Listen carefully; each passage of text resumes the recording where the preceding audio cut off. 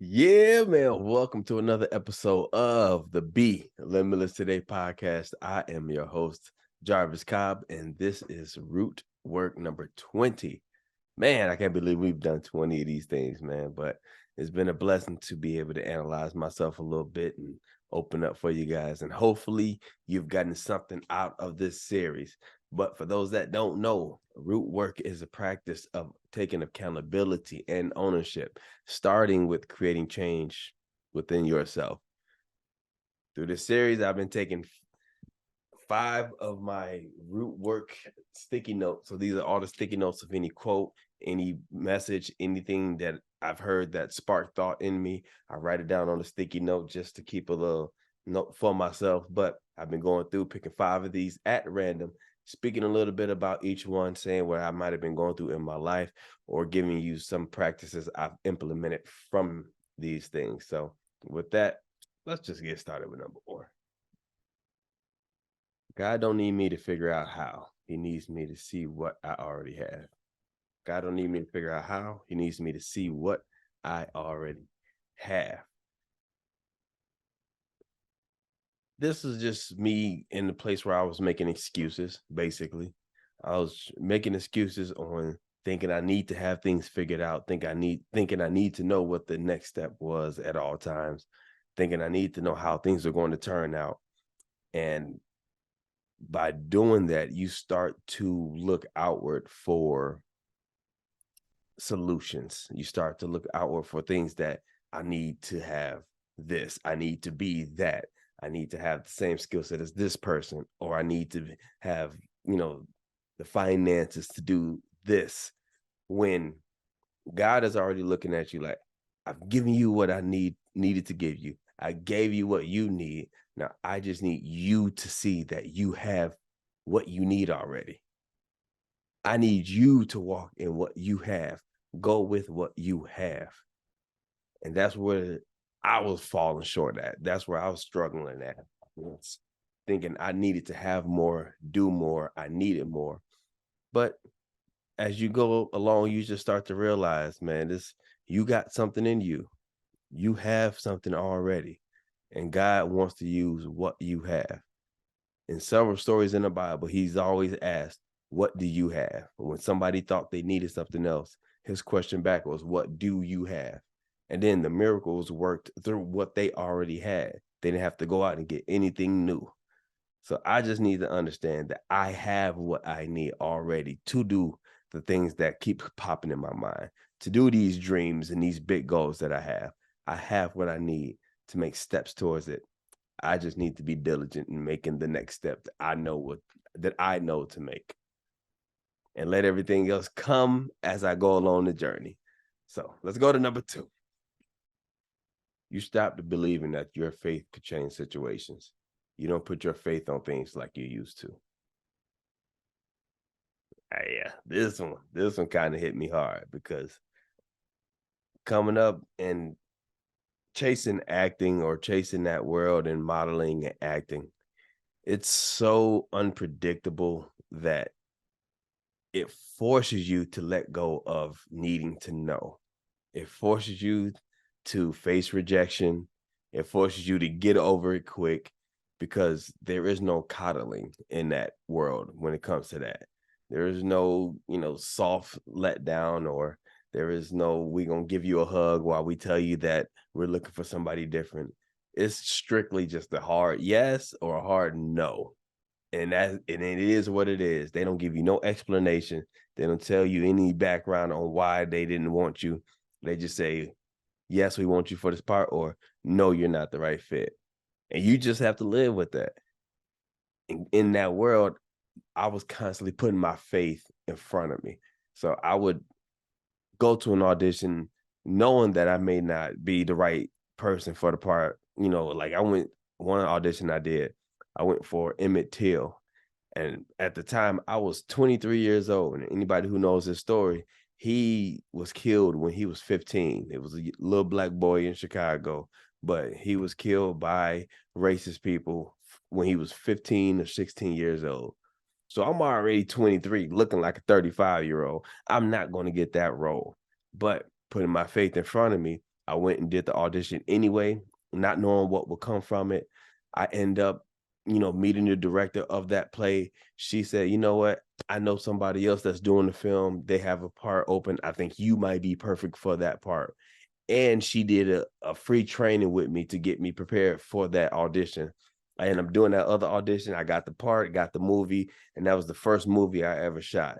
But without putting my faith forward, saying, God, do what you will with this situation, I'm going to just walk into it, I would have missed out on that opportunity. Fast forward now, I've lived a little bit more life.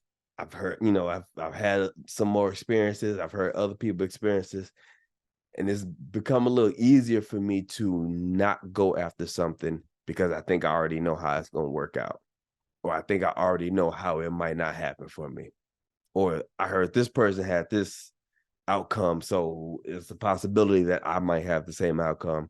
It's not even worth me wasting my time on that. I stopped putting my faith forward. I stopped putting my faith on the things that I wanted. I stopped putting my faith on the big dreams that I have in mind. And I started thinking that it was all on my power and it was all up to me and I had to do everything. And that just put me in a very, very dark place as far as being motivated, actually taking action, just doing anything towards all of these great things that I want to accomplish. So I'm getting back to putting my faith forward, taking steps without knowing how it's going to work out, taking new trainings without knowing how exactly it might benefit me, keeping the mindset of something good is going to happen. Something good is going to come from this.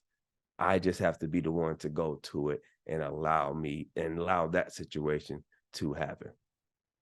So that might be a big one for somebody. Something good is going to come from this, but I have to just walk into it in order to see what that outcome would be. And we'll leave it there. Let's go to number 3. I'll know when I need to. Man, all of these are kind of lining up, man. That's crazy. I'll know when I need to.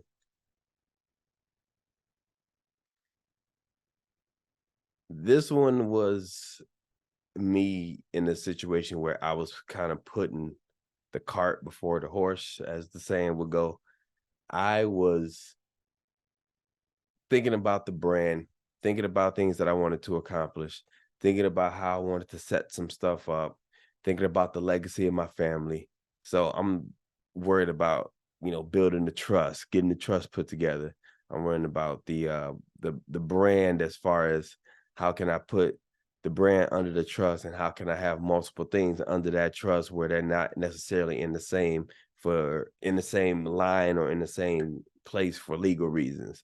I'm also thinking about owning property. So how can I get the property then to be under the trust, to be under the Be Limitless Today name, but then separate from the brand or separate from some of the other entities. So if something does happen at the property, I'm not being sued for the whole thing. And then how am I actually adding my wife to that? How am I adding my son to that? How do I want to structure all of this? And I'm doing all this thinking about all this stuff I need to do, but I'm not even spending time building the actual brand. I'm not creating videos on time. I'm not editing them and getting them out on time. I'm not coming up with new concepts. I'm not studying on how to make better content and how to make more engaging videos. I'm so focused on trying to know all of this other stuff to where if I don't even build the brand that's going to finance or elevate or give the exposure to be able to do all of this other stuff, then all of that is minute. It has no meaning. It's not going to happen. So I'll know when I need to know. I'll know the information I need for these things when the time comes for me to know them. My job now is to do the assignment that's placed in front of me. Do what is supposed to be done now. Prioritize the now. And I'll know what I need to know tomorrow for tomorrow. That's how you got to live it. That's how God operates it as well. God doesn't give you the whole plan up front because it'll blow your mind and you'll run away. Think about some of the stuff you've been through. I'm thinking about some of the stuff I've been through. If God told me that part of my journey would be that I might have to separate from my family for a while. I never thought that would be something that would happen. And had he told me that I had to do that before I went through the journey, I might have said, "Nah, never mind. You keep it. I'm good on that." But going through life, situations happen, decisions had to be made, and I had to separate from my family. Definitely one of the toughest things I've ever had to do, but it's a part of the journey. God doesn't give you everything that you will need to know right away. As you start taking steps, then he will start revealing more and more information to you. That's when the faith part comes in. Are you going to have faith in him to keep guiding you, believing that he is going to bring you to an expected end, believing that he is going to make all things work to the good? That's where your faith comes in. So this is just telling me to lean back, man. Lean back on my faith. Lean back on what I believe in. Keep taking the steps forward. Keep doing what you feel is the right next step. And when you need to know something, God will give it to you. Let's go to number 4. Number 4, come on. Number 4, come on. Fighting battles at eye level. Repent. Come up higher. Change levels. Consider how you've fallen. Consider where you've brought your enemies too close and kept your Abishai at a distance. And I'll bring your light back. I'll help you start to see clearly again.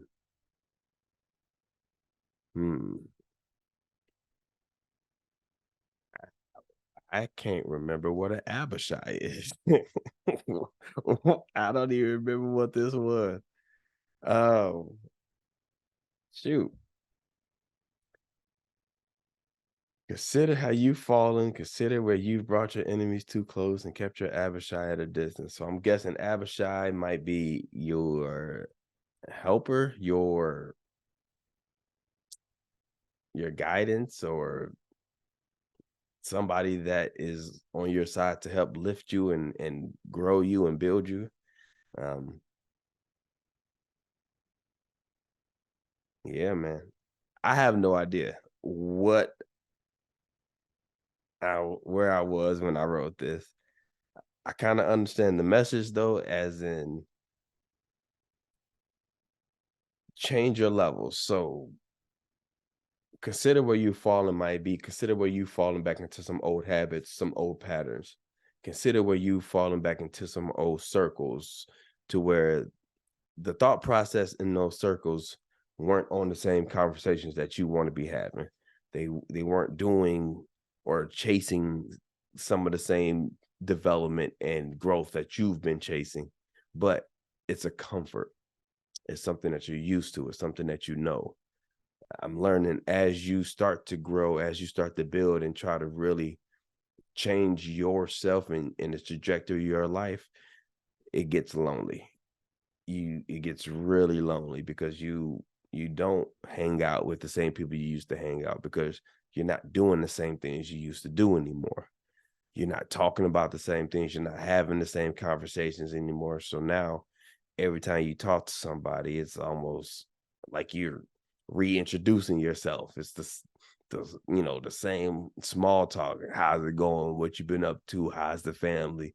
All that simple stuff. But it doesn't go any much deeper than that. It's very surface level. So if you start to feel like you're lonely and you start to really lean into those feelings, you may decide to start stepping back into some things that you know. But by doing that, you are separating yourself from somebody that might have been helping you to move up to another level, somebody that might have been mentoring you or trying to guide you to grow in yourself and challenge yourself and develop yourself. But you're stepping over here because that's what you're used to and that's what you know. I'm guessing this is saying be mindful of that. Be mindful to not give up on your dreams and on your goals for a quick gratification now, but in the long run, it's still going to lead you to the same heartache, the same self-doubt, the same dark place that you might have been in before when you first made the decision to change your conversations, change the things you're going after, change who you're talking to, change who you spend your time with, change what you spend your time doing. Don't give up on that stuff just because you have a feeling right now.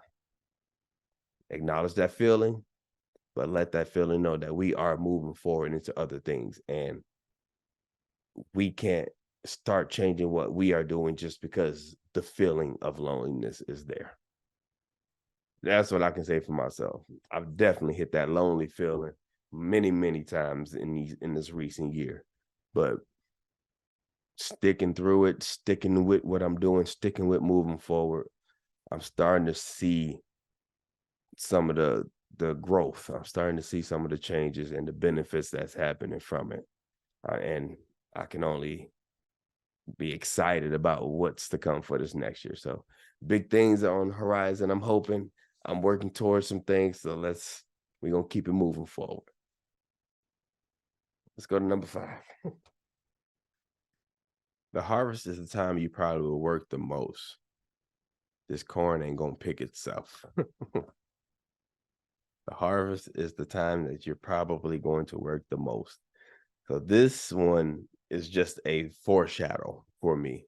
It's people try to people, want to get right to the harvest. They want to get right to the culmination of, some of the work that you've put in, all the studying and everything else, and they want to get to the part to where they reap what they've sown in. And I can't remember where it was. I can picture what I was watching, but I can't remember who it was. But I think it was Steve Furtick, actually.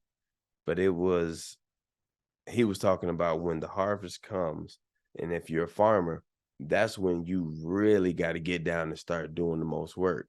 Because if you just let all the corn come up after you've planted the corn, you've watered it, you've nurtured it, you've fertilized, you've done everything that you needed to do, and now you have all of these corn stalks that's bloomed and are up. Now you have to go pick the corn.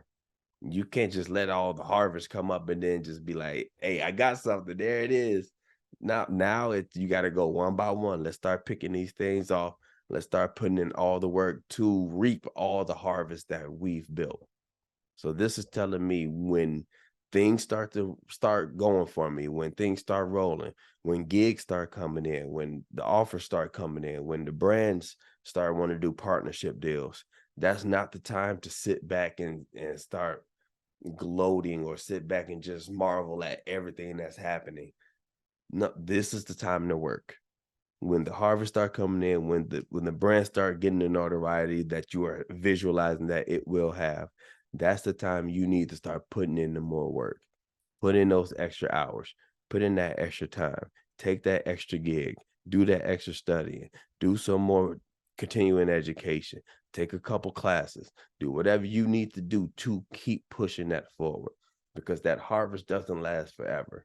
Now, that's another point I always keep in my head is when the big times and the good times come and all these big things are happening, you gotta hit it. You gotta hit it hard because it's not a guarantee it's gonna come again. And if you waste time just marveling at or just acknowledging almost or just watching what's happening, you will miss out on the true things that you could have been accomplishing in that moment or in that time frame. So know that the good times are going to come. Know that the big opportunities are going to come. But when those come, it's time to work. That's when we really, really, really put the work in. And I hope that helps somebody out there, man. I thank you guys. I appreciate you guys. We're going to leave it right there for number 20. I don't know where we're going from here. I wanted to do 20 of these root works. So we're gonna see what happens next. But it's been a blessing, man. I appreciate every one of you guys. I love you. We always say negative news is freely given. Positive news must be searched for. And if you can't find it, then you create it. So go and create you some positive news this week. I'll catch you guys in the next episode.